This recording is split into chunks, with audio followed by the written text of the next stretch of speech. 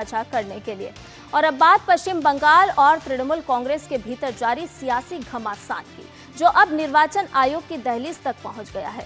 Party के बागी गुट का प्रतिनिधिमंडल आज नई दिल्ली में निर्वाचन आयोग की पूर्णपीठ से मुलाकात कर चुनाव चिन्ह और पार्टी फंड पर अपना दावा पेश करेगा। तृणमूल कांग्रेस के निष्कासित विधायक ऋतव्रत बनर्जी की अगुवाई में इस पूरे प्रतिनिधिमंडल आयोग के समक्ष पार्टी के चुनाव चिन्ह और पार्टी फंड पर अपना दावा पेश किया जाएगा। इस पूरे सियासी घमासान पर करेंगे बात अपने संवाददाता से, लेकिन उससे पहले एक नजर खास तथ्यों पर।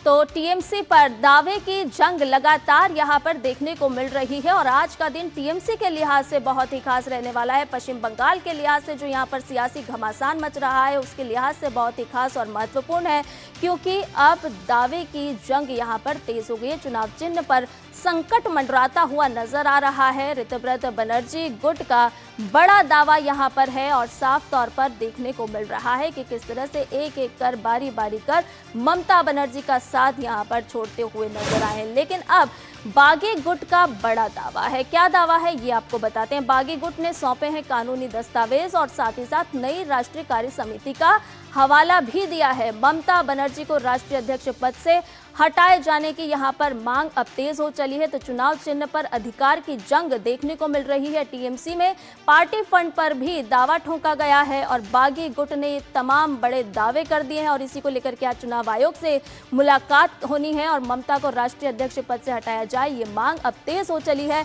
नई राष्ट्रीय कार्य समिति का हवाला भी यहाँ पर दिया गया है। तो साफ तौर पर देखा जा रहा है कि किस तरह से टीएमसी में फूट जो है वो सभी के सामने है। अब ऋतव्रत ने क्या कुछ कहा है वो एक बार पहले आपको सुनवा देते हैं। 22 तारीख स्पेशल सेशन के बाद हम लोग निर्वाचन कमीशन को, इलेक्शन कमीशन को अप्राइज किए थे, पूरा डॉक्यूमेंट्स वगैरह भेजे थे और एक अपॉइंटमेंट भी मांगे थे। तो हम शुक्रगुजार है, इलेक्शन कमीशन को थैंक्स जनाना चाहते हैं। इलेक्शन कमीशन का फुल बेंच हमारा एक 10 मेंबर डेलीगेशन को अपॉइंटमेंट दिए हैं, तो इसीलिए हम दिल्ली जा रहे हैं। तो जा रहे हैं जिन लोगों के साथ बात करने के लिए, तो बात करने के बाद ही तो बता पाएंगे क्या हुआ है। तो अब ये पार्टी फंड का जो विवाद है, जरा इस पर भी एक नजर डाल लेते हैं। दरअसल 440 करोड़ का पार्टी फंड है और इसी को लेकर के अब ये विवाद नजर आ रहा है। बगावत के बीच 3 बैंक खाते डेबिट फ्रीज हैं। तो आपको ग्राफिक के जरिए भी बताते हैं कि एचडीएफसी बैंक ने किस तरह से कार्रवाई की है, क्योंकि यहाँ पर खाते फ्रीज करने की कार्रवाई भी हो चुकी है और साइबर सेल के निर्देश पर ये एक्शन लिया गया है। खातों से निकासी और बाहरी लेन देन पर सीधे तौर पर रोक लगा दी गई है और ये भी कहा गया है कि खातों में केवल क्रेडिट यानी कि जो जमा राशि है उसकी ही अनुमति होगी और फंड के मालिकाना हक को लेकर हाईकोर्ट में ये पूरा की पूरा मामला चल रहा है। तो देख रहे हैं कि टीएमसी में अब जो है चिन्ह को लेकर के, पार्टी फंड को लेकर के किस तरह से फूट नजर आ रही है और दावा किया जा रहा है और कहा जा रहा है कि अब आखिर इस असली टीएमसी का कौन जिम्मेदारी निर्वहन करेगा। अब जो बागी गुट है, ऋतव्रत बनर्जी खेमा है, क्या कुछ कह रहे हैं ये आपको बताते हैं। तो आपको बता दें ग्राफिक के जरिए कि खुद को असली टीएमसी कह रहा है ऋतव्रत बनर्जी का जो खेमा है वो, क्योंकि उनका कहना है कि ममता के नेतृत्व को अब वो खारिज कर रहे हैं। अरूप रॉय को नया अध्यक्ष घोषित करने की बात भी यहाँ पर सामने आ रही है और यहाँ पर जो नंबर गेम है वो साफ तौर पर इस तरह से है कि 60 से ज्यादा विधायक और 20 सांसदों के समर्थन का दावा यहाँ पर ऋतव्रत बनर्जी करते हुए नजर आ रहे हैं। उनका पूरा की पूरा खेमा ये दावा कर रहा है।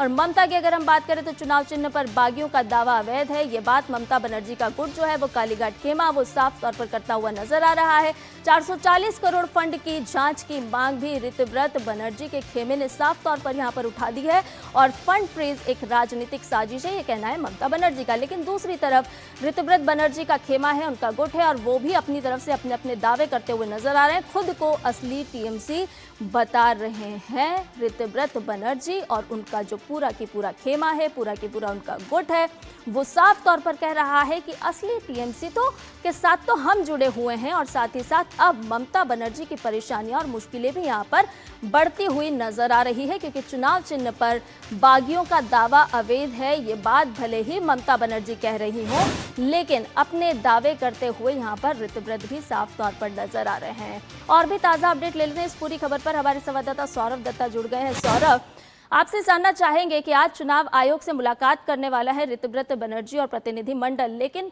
यहां पर एक एक कर बारी बारी सभी ने साथ छोड़ दिया ममता बनर्जी का। अब ममता बनर्जी की मुश्किलें किस तरह से बढ़ती हुई नजर आ रही है और जो दावे किए जा रहे हैं ऋतव्रत बनर्जी की तरफ से, वो अब टीएमसी और सियासी राजनीति को किस तरफ से लेते हुए जा रहे हैं?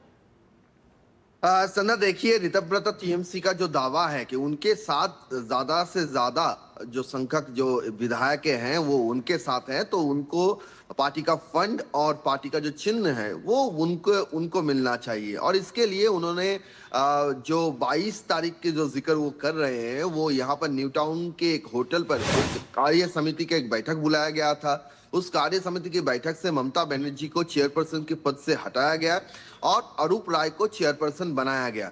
तो इसी बात को लेकर वो डेटा भी वो वहां पर चुनाव आयोग के जो फुल बेंच है उनके सामने जब आज दोपहर को बैठक होगा तब वो बात भी वो वहां पर प्रेजेंट करेंगे कि अभी पार्टी का पूरी जो कंट्रोल है वो ऋतव्रत बनर्जी के पास है।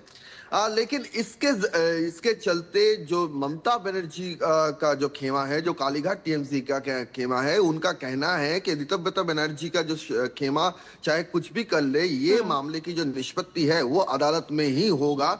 और ऋतव्रत बनर्जी के पास उनके जो वर्कर्स है वो वर्कर्स उनके साथ नहीं है। और इसके चलते यहाँ पर नॉर्थ कोलकाता में एक बैठक बुलाया गया था और उसके बाद कल एक साउथ कोलकाता के जो वर्कर्स है उनको लेकर भी एक बैठक बुलाया गया था 21 जुलाई, जो टीएमसी के सबसे बड़ी कार्यक्रम माना जाता है, समावेश माना जाता है, उसको सामने रखकर। और वहां पर ममता बनर्जी का कहना है चाहे कुछ भी कर ले पार्टी उनके पास ही होगा। तो आगे चल के देखना होगा कि चुनाव आयोग के जरिए उनको ऋतव्रत बनर्जी को कोई राहत मिलता है या नहीं। और साथ ही साथ 21 जुलाई को लेकर जो खींचातानी चल रहा है दोनों कैंप के बीच में, वो कितने रंग लगता है वो भी देखना पड़ेगा। लेकिन ये जो फंड की जो बात है, अरूप विश्वास जो पूर्व खेल मंत्री रह चुके हैं बंगाल की कैबिनेट में, अरूप विश्वास ट्रेजरर थे। उन्होंने चिट्ठी लिखकर एसडीएफसी को कहा कि कौन असली तृणमूल है, कौन नकली तृणमूल है, इसमें खींचातानी चल रहा है, तो इसको लेकर अभी फंड को फ्रीज किया जाए। तो उसी को चलते पुलिस में भी एक कंप्लेंट दर्ज हुआ था और पुलिस के जरिए कार्रवाई के जरिए इस बैंक अकाउंट को फ्रीज किया गया। ये है बैकग्राउंड। लेकिन टीएमसी का कहना है कि असल में ये सब पॉलिटिकल सियासी दांव है, अदालत में वो लड़ रहे हैं और साथ ही साथ वर्कर्स उनके साथ हैं, ऐसा ममता बनर्जी का कहना है। चलिए, बहुत धन्यवाद सौरभ तमाम जानकारी हमसे साझा करने के लिए। और न्यूज पंच में फिलहाल रुकने एक छोटे से ब्रेक के लिए जल्द हाजिर होंगे।